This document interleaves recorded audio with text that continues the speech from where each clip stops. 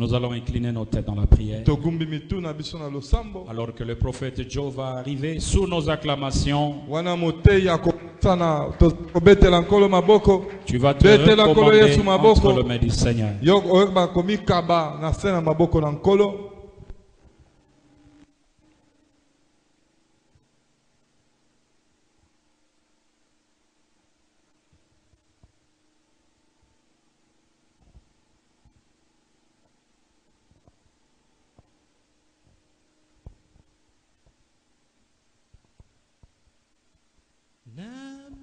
Namakambele kinga mayele Nebyo kosala e Okosala e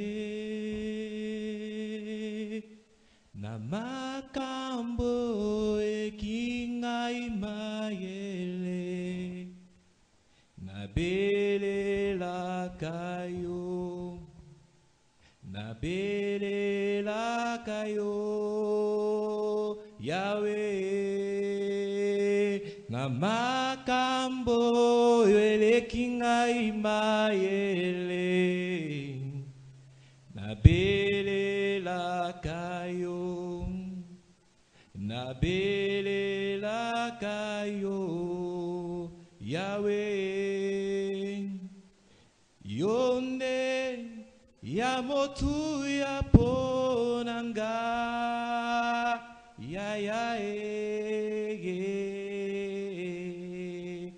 ya ya J'aimerais que nous le disions tous. Yonde Yamotu ya ponanga ya ya ya ya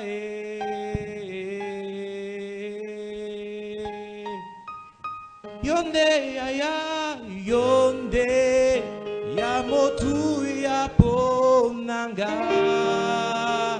ya ya ya ya yonde oh yonde ya motu ya ponanga ya ya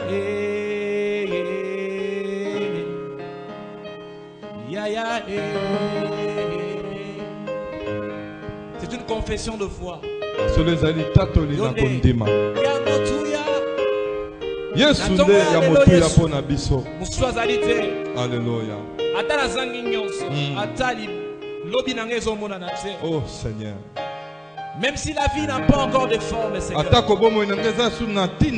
Même si je suis sujet de railleries et de mots. Même si ce matin je n'ai rien eu à mettre sous la dent. Même si, Seigneur, je n'ai qu'une paire de chaussures. Un seul ensemble de vêtements.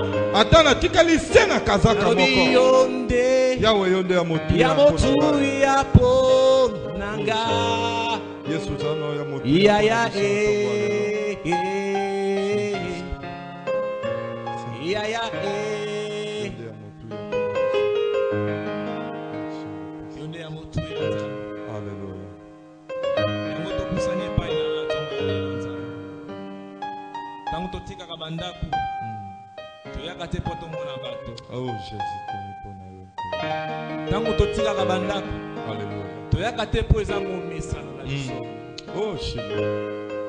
Nous venons, Seigneur, dans ta présence. Alléluia. Il n'y a pas de routine dans la présence de Dieu. Il n'y a pas de hasard dans la présence de Dieu.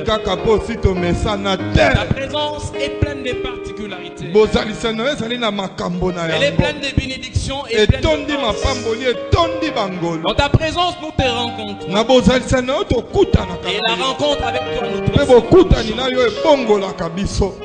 Seigneur, nous te prions ce matin qu'un changement s'opère. Nous te prions ce matin, Seigneur, que la main de Dieu soit encore visible. Qu'elle soit palpable. Qu'elle apporte des grandes œuvres. Nous te rendons la gloire, Seigneur. La prééminence. Car tu es, tu restes Dieu. Que tout soit soumis devant toi, Jésus. Que toute la gloire te revienne à toi seul. Car tu mérites cela. Et au nom de Jésus, nous avons. Oh, j'aimerais que quelqu'un acclame Dieu. Oh, est-ce que quelqu'un peut acclamer le Seigneur Jésus? Est-ce que quelqu'un peut acclamer Dieu? Est-ce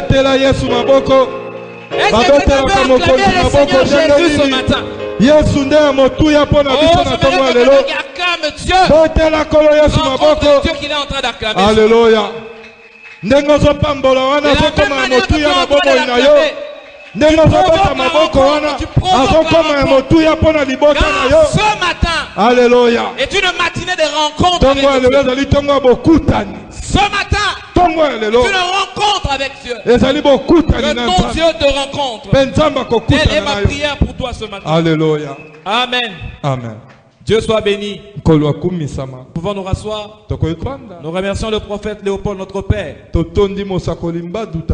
Accorder la grâce de parler au peuple de Dieu. Merci Papa pour la confiance. Votre Dieu vous bénisse. Je parlerai d'un sujet que j'ai intitulé une rencontre qui transforme. Une rencontre qui change. Alléluia. Amen. Nous lisons notre texte de base. Dans le livre des Jean. Je lirai en français. Après cela, il y eut une fête de Juifs. Et Jésus monta à Jérusalem. Or à Jérusalem, près de la porte de Brebis, je suis dans le livre de Jean au chapitre 5, je commençais au verset 1er.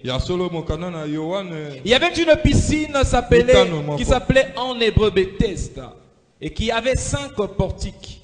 Sous ces portiques étaient couchés un grand nombre de malades, des aveugles, des boiteux, des paralytiques qui attendaient les mouvements de l'eau. Verset 4.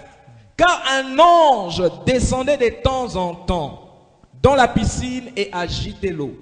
Celui qui descendait le premier après que l'eau avait été agitée était guéri. Car quelle que fût sa maladie. Là se trouvait un homme malade depuis 38 ans. J'aimerais que tu soulignes 38 ans. Jésus l'ayant vu coucher, sachant qu'il était malade depuis longtemps, lui dit: veux-tu être guéri? Les malades lui répondirent: Seigneur, je n'ai personne pour me jeter dans la piscine quand l'eau est agitée. Et pendant que j'y vais, un autre descend avant moi. C'est Jésus qui prend la parole, lui dit: lève-toi, prends ton lit et marche. Aussitôt cet homme fut guéri. Il prit son lit et marcha. C'était un jour de sabbat. Les Juifs lui dirent donc à celui qui avait été guéri: c'est le sabbat, il n'est pas permis d'apporter ton lit.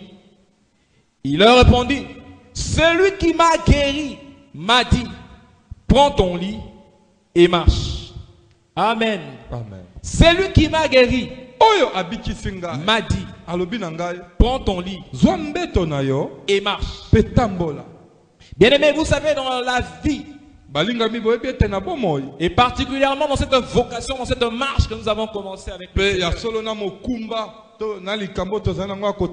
Seigneur nous amène étape après étape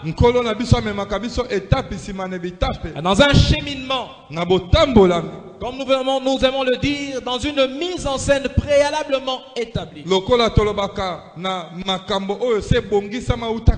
Car toutes les choses que nous rencontrerons dans la vie n'échappent pas au contrôle de Dieu. Tout ce qui se passe sur la terre, Dieu connaît. en avant, donc avant que les choses n'arrivent. Donc Dieu connaît tout homme. Et il a une bonne destinée qu'il prépare pour chaque personne qui se tourne vers lui. Celui qui regarde au Seigneur reçoit la grâce du Seigneur. Dans l'histoire, on lit. On est en train de parler de cette histoire que nous appelons tous Bethesda. Tout le monde connaît cette histoire. Pratiquement tous les chrétiens qui fréquentent des églises, même partiellement, connaissent l'histoire de l'Église. La Bible nous relate qu'au temps de Jésus, à Jérusalem, il y avait une piscine. Dans d'autres versions, on dit qu'il y avait un réservoir. Il y avait un endroit qui était sacré pour les Juifs. Les eaux de cette piscine avaient la capacité de guérir. Mais cette eau ne guérissait pas à tout moment. La Bible dit qu'il arrivait de temps en temps qu'un ange de Dieu descende dans cette eau. Et lorsque l'ange y descendait, la Bible dit les mouvements que l'on voyait, c'était que l'eau s'agitait. Je suivais un documentaire une fois où on était en train de faire un suivi sur les vestiges d'Israël antique. Et on a montré ce qui devait être la piscine ou encore le point d'eau de Bethesda. C'était un endroit qui était fermé. Souvent lorsque nous lisons, nous pensons que c'était ouvert. C'était un endroit qui était dans une cour et qui était minutieusement et ingénieusement bâti avec une source souterraine qu'on irriguait afin de pouvoir alimenter les eaux. Donc cette eau était toujours propre parce que c'était une forme d'eau qui était renouvelée. Donc, il y avait un système où l'eau était en train de circuler. Mais la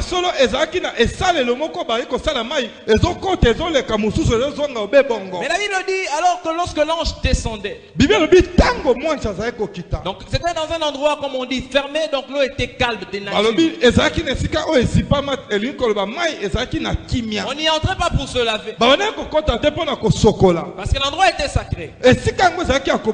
Mais on y descendait seulement lorsqu'il y avait un mouvement de Dieu, donc l'ange de Dieu.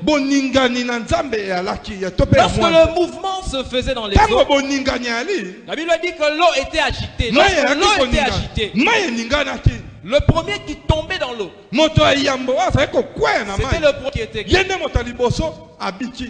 Donc on comprend qu'on pouvait être des milliers.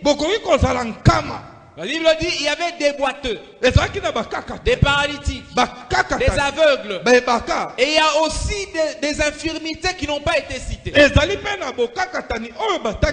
on peut dire que l'endroit était bondé des malades. Mais par ironie, si on peut le dire ainsi, à chaque mouvement, il n'y avait qu'un seul qui était guéri. Premier descendu, premier servi. Comme on peut dire. Donc on pouvait courir comme un peloton. Et on pouvait même sauter au même moment. Mais c'est le premier qui tombe. Donc on peut dire qu'il y a des gens qui ont expérimenté, qui ont essayé d'être les premiers à peut-être pour certains, ça arrivait après 5 ans qu'ils sont premiers. Ils comprenaient un peu comment le mouvement était. Mais celui qui était nouvellement arrivé, peut-être qu'il ne connaissait pas encore comment l'on s'agitait. Non seulement qu'il ne fallait pas être distrait, mais il fallait être sensible pour voir.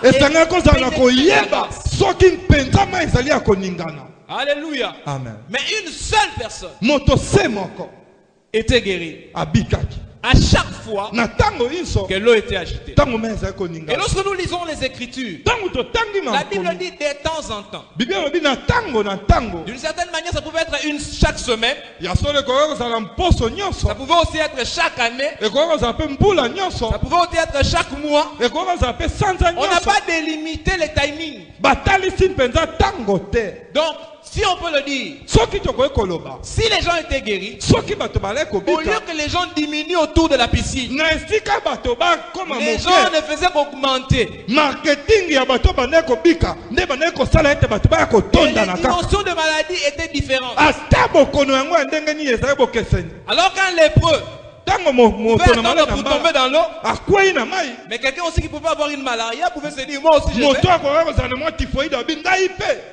Donc nous voyons déjà que dans certains domaines, il y avait déjà des malades qui étaient plus handicapés que les autres.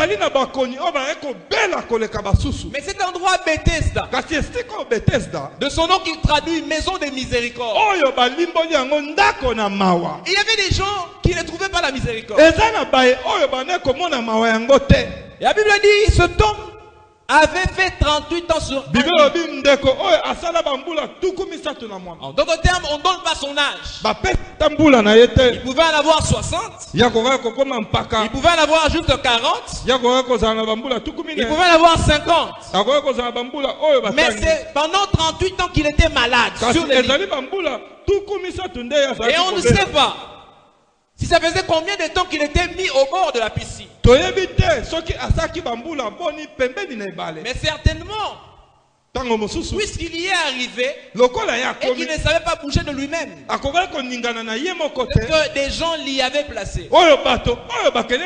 Quelqu'un qui a été malade dans la famille, la famille a fait ce qu'elle pouvait. On a cherché des médecins. On a cherché peut-être d'autres voies aussi pour le guérir. À un moment, ils n'ont pas trouvé de solution. Et certainement qu'il y avait peut-être plus d'argent pour s'occuper de lui.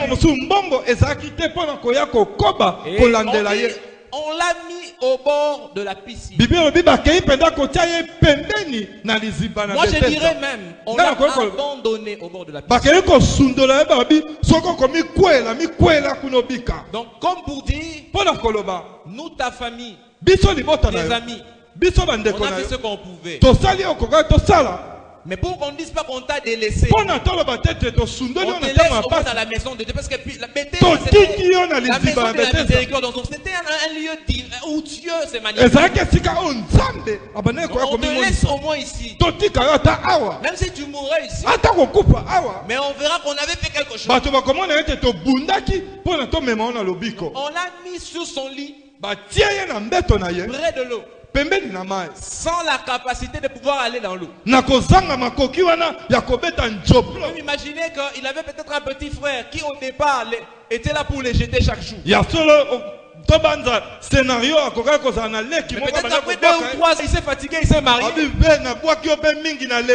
a commencé à avoir des enfants, il n'avait plus le temps de venir les jeter.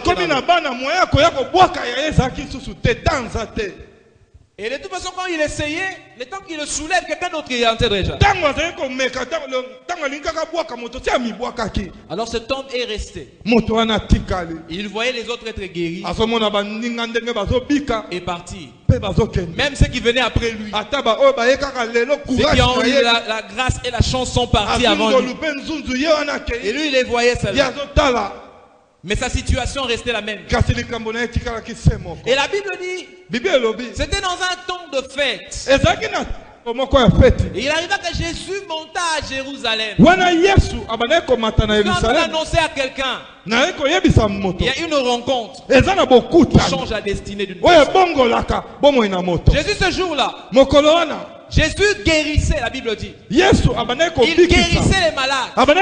Il purifiait les lépreux. Comme le dit, vous savez comment Jésus a été roi pour faire du bien. Il allait de lieu en lieu guérissant les malades, guérissant ceux qui étaient sous l'emprise des esprits malins. Mais ce qu'il y a de différent. Jésus arrive dans un endroit où il y a beaucoup de malades. Il a guéri un seul. Et il disparaît. Comme pour dire, ce jour-là, cet homme avait un rendez-vous. Cet homme devait rencontrer celui qui avait la clé de sa situation. Je vais dire à quelqu'un, ce n'est pas en s'efforçant que l'on obtient la grâce de Dieu. Hein? Ce n'est pas en se débattant que l'on obtient la grâce de Dieu. La Bible dit nul par ses efforts ne saurait allonger de 33 cm la longueur de sa vie. Donc c'est Dieu qui fait grâce. Et Dieu sait quand il veut te faire grâce. Alléluia. Dieu connaît le temps, la période, le moment précis. Même si les gens t'abandonnent, même si on te laisse près de la piscine, alors que tu cherches quelqu'un pour t'aider et te pistonner. Vous savez, dans la vie, surtout particulièrement au Congo, on aime bien les pistons. On pense que pour évoluer dans la vie, il faut que quelqu'un te pistonne. Il y a des gens qui ont eu à avoir des escaliers comme ça pour monter. Des escaliers humains. C'est aussi une voie de Dieu. Mais il y a aussi des gens qui montent avec Dieu. Élisée est monté parce qu'Élie lui a laissé le manteau. Mais qui avait donné le manteau à Élie? C'est Dieu qui a rencontré Élie. Et Dieu a parlé à Élie, il a laissé à Élie. Donc il y a des étapes de la vie que l'on peut atteindre parce que quelqu'un nous a ouvert une porte. Mais il y a aussi des étapes de la vie où seul Dieu peut.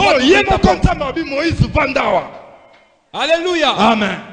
Les gens sur lesquels il s'est focalisé, sur lesquels il s'était appuyé, on l'a laissé. Pendant une période de fête, malade sur un lit, incapable même de se disputer, si je peux le dire, la récolte des descendait. Vous savez, la vie n'est pas une compétition. L'histoire de Bethesda était une compétition. La grâce de Dieu, ce n'est pas une compétition. La grâce de Dieu, il la donne de manière délibérée. Il la donne à qui il veut.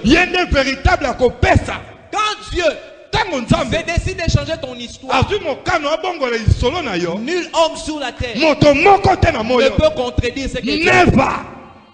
La Bible dit, l'Éternel agira. Et la Bible pose la question, qui s'y opposera? Et la Bible continue, sa main puissante, qui la détournera? Des questions qui n'ont pas eu de réponse. Je vais donner ceci. Lorsque Dieu décide d'étendre sa main sur ta vie, personne ne pourra l'arrêter. J'annonce à quelqu'un qu'aujourd'hui, et cette saison de fête que le pasteur a annoncé, c'est la saison de ta rencontre avec ton Dieu. Vous savez une chose, dans la vie on ne rencontre pas Dieu une fois. Pour ton salut tu as rencontré Dieu. Pour ton mariage, tu as rencontré Dieu. Pour ton travail, tu as rencontré Dieu.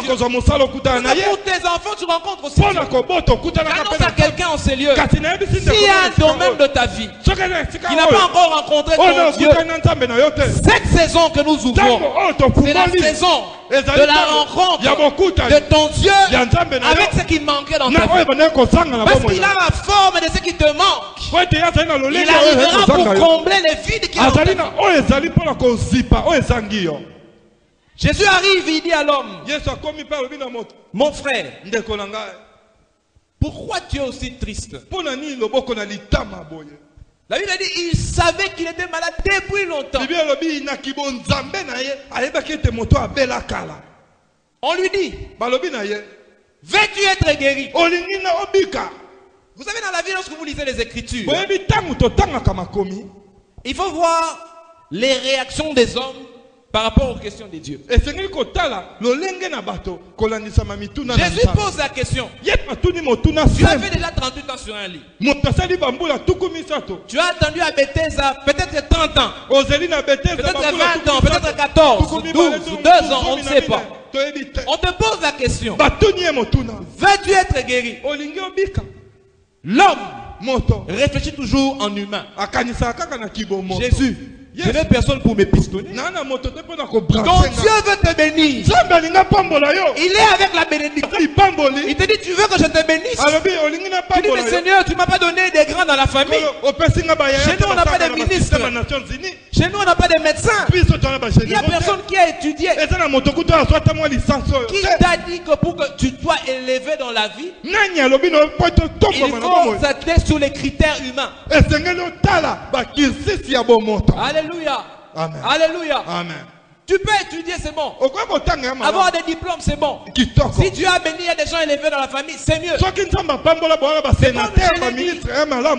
Arriver dans sa destinée ne dépend pas toujours des portes que les hommes t'ouvriront. Mais arriver dans la destinée, c'est entrer par la porte que Dieu seul peut ouvrir.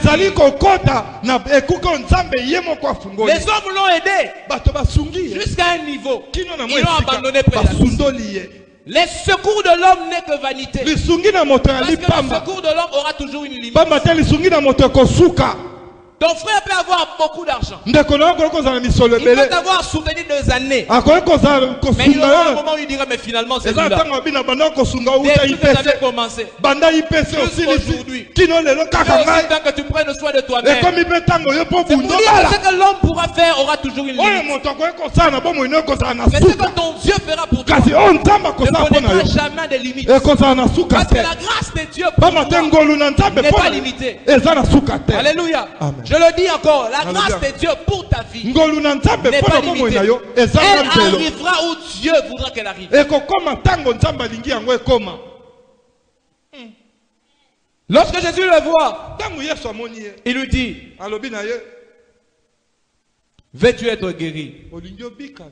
Seigneur, répond l'homme, je n'ai personne qui, mon Dieu, ne t'a pas oublié. Même moi je peux t'oublier. Le prophète, on est homme. On a la grâce, mais on est homme. Ta famille pourra t'oublier. Même tes amis. Tu as étudié avec eux. Ils sont en train d'évoluer à une vitesse. Et tu as l'impression que tu restes en arrière. La parole de Dieu pour toi. Dieu ne t'a pas oublié. Il t'aime encore. Je le disais. Ce n'est pas une compétition. Ils peuvent sauter avant dans la piscine. Mais ils seront mouillés. Hein? Ils vont avoir la bénédiction. Mais une bénédiction qui n'aura pas la forme de ce que tu fais. Toi, tu recevras ta bénédiction. Et elle viendra te trouver là où tu es. Tu ne courras pas vers elle. Mais elle marchera vers toi. Vous savez, lorsque l'on court, on manque ce qu'on appelle les précisions. On n'a pas les précisions qu'il faut. Parce que l'on peut s'arrêter après avoir déjà dépassé la cible de quelques mètres. Mais lorsque l'on marche, on contrôle et on peut avoir ce qu'on veut. Donc ta bénédiction, elle marche vers ta rencontre. Incline ta tête.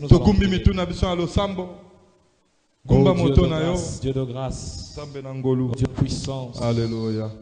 Merci Seigneur Père. Cette matinée de visitation. Oh, fidèle va nous chanter Yonde Amotuya. J'ai senti ces cantiques monter depuis le matin. Oh Dieu de grâce et de puissance. Alléluia.